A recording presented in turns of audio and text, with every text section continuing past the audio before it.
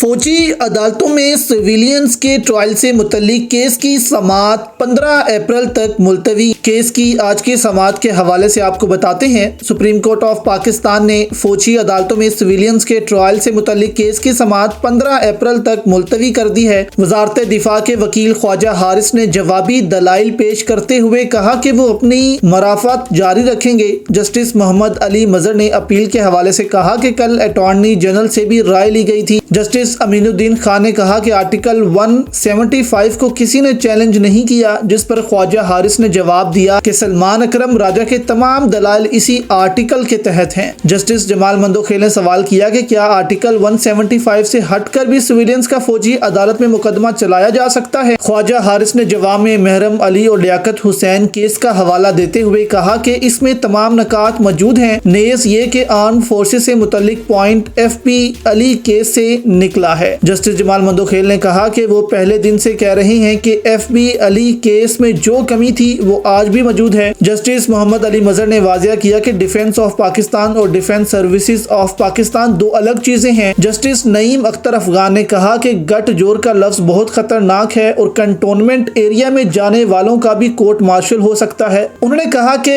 Secret act کے تحت اب بغیر پاس کے کنٹونمنٹ میں داخل ہونے والوں کا بھی فوجی عدالت میں مقدمہ چلایا جا سکتا ہے۔ جسٹس جمال مندوخیل نے تشویش کا اظہار کیا کہ اگر ممنوعہ علاقوں میں داخلے پر فوجی عدالتیں چلنی شروع ہو گئیں تو کسی کا بھی فوجی ٹرائل کرنا آسان ہو جائے گا۔ جسٹس نعیم اختر افغان نے لاہور، کوئٹہ اور گجرانوالہ کے کینٹ ایریاز کا حوالہ دیتے ہوئے کہا کہ اس طرح تو سویلینز مسلسل خطرے میں رہیں گے۔ وزارت دفاع کے وکیل نے جواب دیا کہ ایسا صرف اسی صورت میں ہوگا جب کسی علاقے کو باقاعدہ ممنوعہ قرار دے کر نوٹیفائی کیا ہو۔ جسٹس محمد علی مظہر نے کہا کہ شاپنگ مالز کو ممنوعہ علاقہ نہیں قرار دیا جاتا۔ جسٹس جمال مندوخیل نے کوئٹہ کینٹ میں ہونے والے جھگڑوں کی مثال دی، جبکہ جسٹس محمد علی مظہر نے کراچی کے کینٹ ایریاز کا ذکر کرتے ہوئے کہا کہ وہاں مرکزی شاہراہیں ممنوعہ نہیں ہیں۔ جسٹس حسن اظہر رضوی نے کہا کہ سپریم کورٹ کے متعدد ججز کلفٹن کینٹ میں رہتے ہیں جہاں ممنوعہ علاقہ نوٹیفائی نہیں ہے، جبکہ ججز نے کہا کہ کینٹس میں تو اب شاپنگ مال اور بہت سی چیزیں بن گئی ہیں، کیا اگر ہمیں اجازت نہیں ملتی اور ہم وہاں داخل ہو جاتے ہیں یعنی کہ شاپنگ کرتے ہیں تو کیا ہمیں بھی فوجی عدالتوں میں ٹرائل کے لیے بھیجا جائے گا؟ کیا ہمارے خلاف بھی کیسز چلیں گے؟ تو اس قسم کی باتیں جو ہیں وہ ججز کرتے رہے کہ یہ کیا آپ نے پاکستان کو بنا دیا ہے، جبکہ اب اگلی سماعت جو ہے وہ 15 اپریل کو ہوگی۔